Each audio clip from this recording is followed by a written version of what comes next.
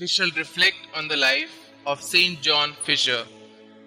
Born in 1469, the son of a small mercer who died when his children were very young, Saint John Fisher went to Cambridge University at the age of 14.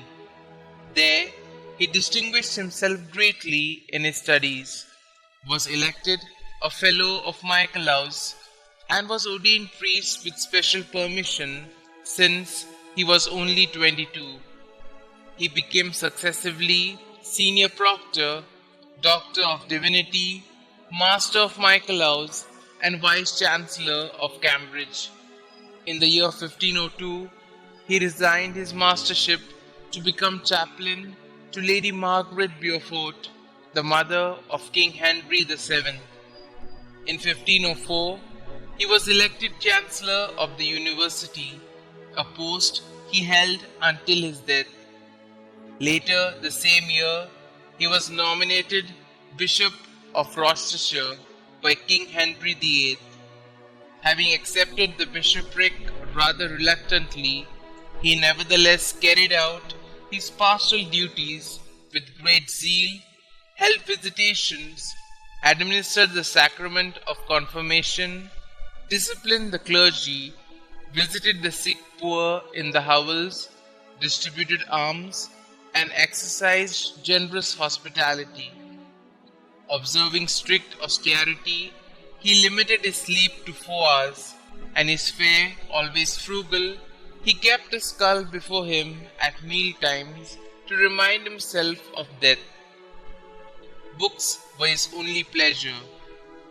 Because of his great learning and eloquence, he was specially selected to preach against Lutheranism when it was found to be making steady headway, particularly in London and in the universities. He also wrote 4 weighty volumes against Luther, which can claim the distinction of being the first books to be published in refutation of the new doctrines.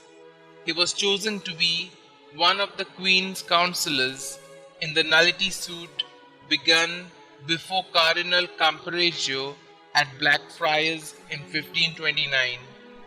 Staunchly upholding the sanctity of marriage, he now championed the rights of the Church and the supremacy of the Pope.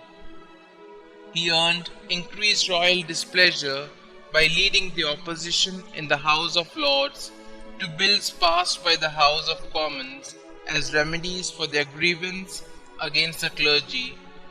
2 years later, in Convocation, he spoke against accepting the king as supreme head of the Church of England. This continued opposition fixed Henry's determination to silence the aging bishop. The first move was to implicate him in an affair concerning Elizabeth Barton, the nun of Kent. His name was included in a bill of attainder on the grounds that he had not reported her to the king. He was fined heavily, and though failing in health, was summoned to appear at Lambeth to take the oath to the new Act of Succession, which he spurned. He was then sent to the Tower, where he remained without trial for a year.